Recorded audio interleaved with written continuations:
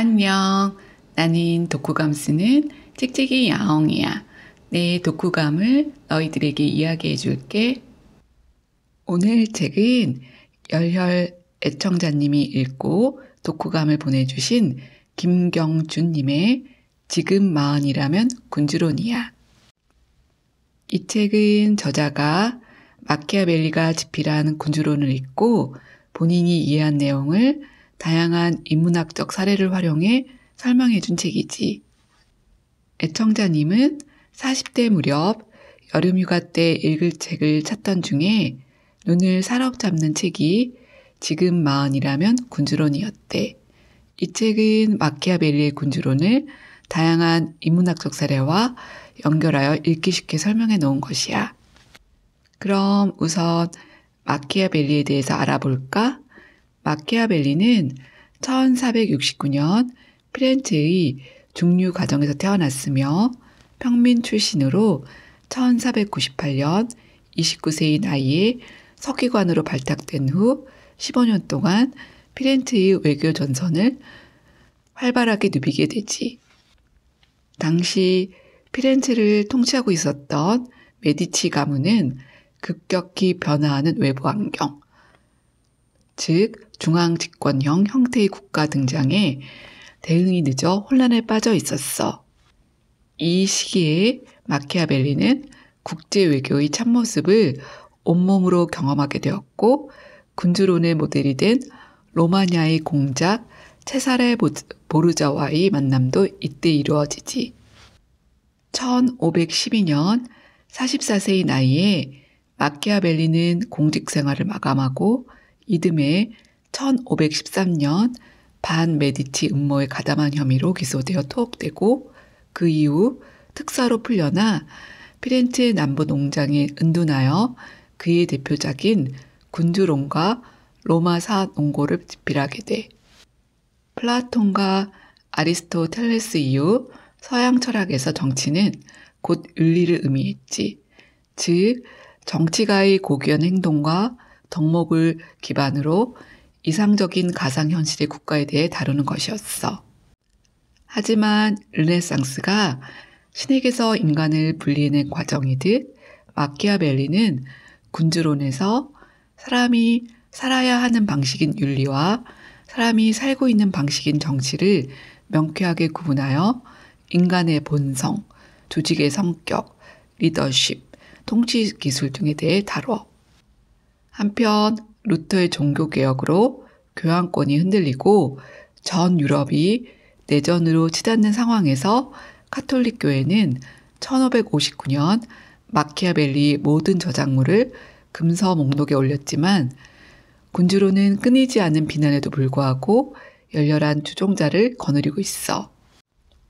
아마 이는 군주론이 절대로 공개적으로 인정하기 어려운 불편한 진실을 다루고 있기 때문일 거야. 저자는 마키아벨리의 군주론을 6가지 주제로 구분하고 각 주제별로 역사적인 다양한 인문학적 사례를 대비하여 소개하고 있어. 오늘은 이 중에서 세상은 어떻게 돌아가는가에 대해 작가가 설명한 군주론의 주요 내용과 인문학적 사례에 대해 소개해 줄게. 챕터 1. 세상은 어떻게 돌아가는가? 가장 근본적인 질문이지. 첫째, 인간은 아버지의 죽음은 쉽게 잊어도 재산의 상실은 좀처럼 잊지 못한다.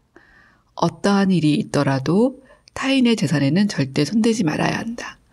인간이란 자기 재산의 상실은 좀처럼 잊지 못하는 존재이기 때문이다. 군주론 17장에 수록되어 있는 말이야. 어린 시절 선생님들이 흔히 배부른 돼지가 될 것이냐, 배고픈 소크라테스가 될 것이냐 라는 질문을 통해 인간은 물질이 아니라 정신적 가치를 중시하고 살아야 한다고 가르치셨지. 물론 맞는 말이야. 하지만 배고픈 소크라테스는 존재할 수 있지만 밥 굶는 소크라테스는 죽는다는 것도 엄연한 진실이지. 사람마다 살아가는 방법은 다양하지만 결국 밥을 얻기 위한 개인마다의 1차적인 자기중심적, 이기적인 행동은 삶의 본질이자 출발점이야. 현실적인 리더는 이러한 이기심의 본질을 이해하고 이를 조직 내에서 상호 이익을 얻어낼 수 있는 구조를 만들어내야 한다고 해. 이에 대한 사례로 작가는 호주 대륙 개척에 대한 사례를 소개하고 있어. 1770년 영국의 탐험가 제임스 쿡이 호주 대륙을 발견한 이후 1776년 미국의 독립으로 인해 영국 정부는 중죄수 추방형 유형지로 호주를 선택해. 하지만 1790년도부터 약 3년간 호주를 향해 출발한 죄수 4082명 중 498명이 항해 도중에 죽게 되지. 이에 따른 비난을 최소화하기 위해 영국 정부는 이전에는 선장에게 지급하는 죄수 호송 비용을 출발 전에 죄수 1인당 지급하는 방식에서 살아서 도착한 죄수 1인당 지급하는 방식으로 바꾼 거였어. 그 결과 예상할 수 있듯이 1793년 한 해 당시 422명의 죄수 이송 중 단 한 명만이 사망했으며 이후 영국은 약 16만 명의 죄수를 안전하게 호주로 이주시켜 선장이 갖는 합리적 이기심, 즉 돈을 더 벌겠다는 의지를 이용하여 최고의 효율을 실천한 좋은 사례야. 둘째, 군주가 자신의 약속을 지키며 기만책을 쓰지 않고 공명정대하게 산다는 것은 얼마나 칭찬받을 만한 일인가는 누구나 다 알고 있다. 하지만 경험에 따르면 우리 시대의 위대한 업적을 성취한 군주는 자신의 약속을 별로 중시하지 않고 오히려 인간을 혼동시키는 데에 능숙한 인물이었다. 군주론 18장에 있는 말이야. 기업, 개인을 포함한 모든 집단은 본능적으로 생존을 위해 책략과 속임수를 구사하게 되지. 물론 장기적으로는 성실하고 신뢰를 지키는 개체가 살아남고 성장하지만 이와 더불어 위장과 속임수가 가득 차 있는 세상에서 이에 속지 않고 자신을 방어할 수 있는 역량 또한 꼭 필요해. 인간들은 윤리 개념이 생기면서 거짓말을 잘못된 행동으로 간주하기 시작했어. 하지만 정말 거짓말 없는 사회 혹은 개인의 행동이 가능할까? 어느 심리조사에서 거짓말은 인간의 전형적인 행동 양식에 가깝다는 사실을 보여주는데 실제로 10분간의 대화 중 실험자의 60% 이상이 최소 한 번 이상 거짓말을 한 것으로 나타났고 이는 지구상의 생물 세계에서도 아기가 먹이를 유혹하기 위해 가짜 미끼를 사용하는 등과 같이 자연계의 당연한 행동의 모습이라고 해. 이러한 상황에서 만약 신의와 성실을 목숨처럼 여기는 군주가 속임수를 쓰는 상대방 군주를 만났을 때 어떻게 될까? 결과를 상상할 수 있겠지? 조직의 운명을 책임진 리더는 신의와 책략이라는 두 가지 수단을 모두 활용할 수 있어야 한다고 해. 기원전 7세기 춘추시대 패자였던 제나라 황공 때의 이야기야. 그는 인근 나라인 노량에 관심이 많았고 재상 관중은 다음과 같은 책략을 쓰지. 참고로 관중은 관포지교 고사성에 나오는 바로 그 사람이야. 당시 노량의 특산품은 재견이라는 두꺼운 비단 옷감이었는데 관중은 이 재견을 환공 및 고위 신하들에게 입게 했고 삽시간에 그 소문은 제나라 곳곳에 퍼지게 되어 노량은 제나라의 재견 수요 덕분에 예기치 않은 호황을 맞게 돼. 이에 재견 가격이 오르자 노량의 백성들은 농사를 짓는 대신 재견 생산에 주력하게 되고 이후 1년이 지난 후 관중은 제나라의 재견으로 만든 옷 착용을 중단시켜버리지.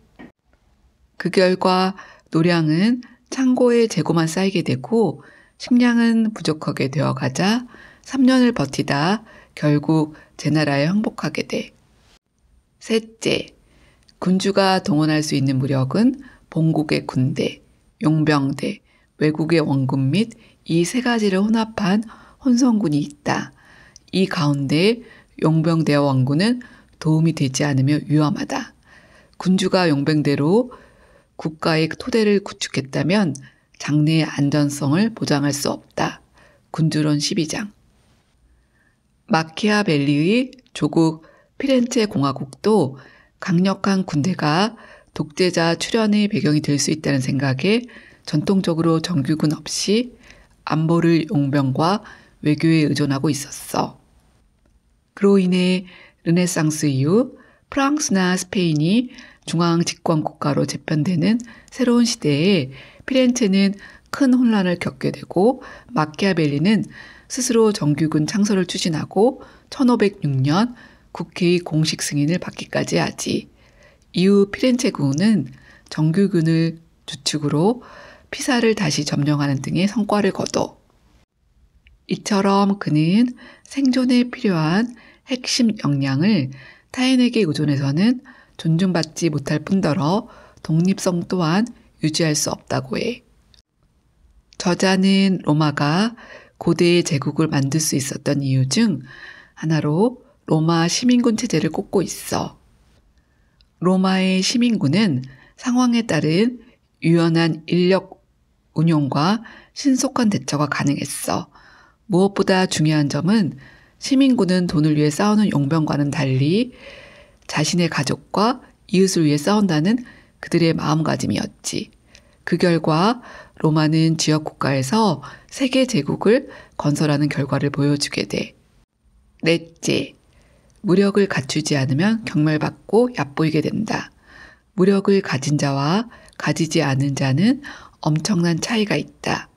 요컨대 군사에 정통하지 않은 군주는 부하로부터 존경받지 못하며 군주도 부하를 신뢰할 수 없다. 군주론 14장.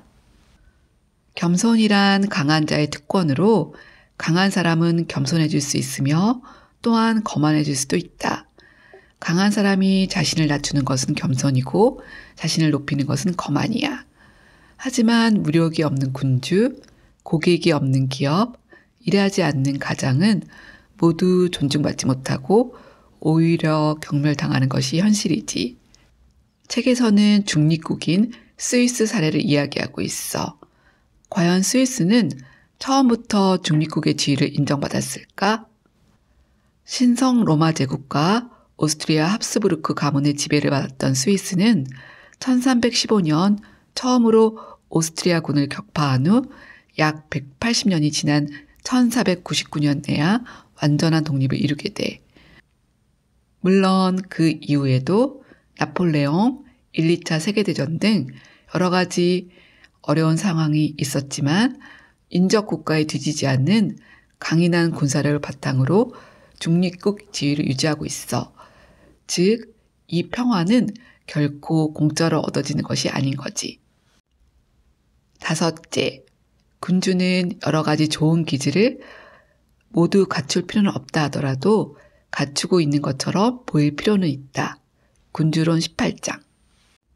아리스토텔레스는 대중을 설득할 수 있는 세 가지 요소로 에토스, 파토스, 로고스를 이야기해. 에토스는 연사가 갖고 있는 인격과 매력을, 파토스는 청중의 심리 상태, 로고스는 주장에 대한 논리적 근거를 의미하지.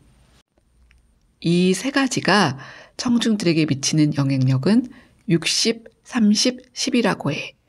즉, 사람들은 논리에 의해 설득되는 것이 아니라 감정에 동화되어 추종하는 것이라고 하네.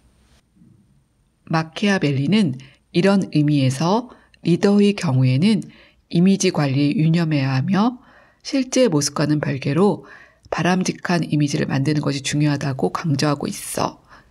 매스 미디어의 개념도 없는 500년 전에 브랜드와 이미지의 본질을 통찰한 셈이지.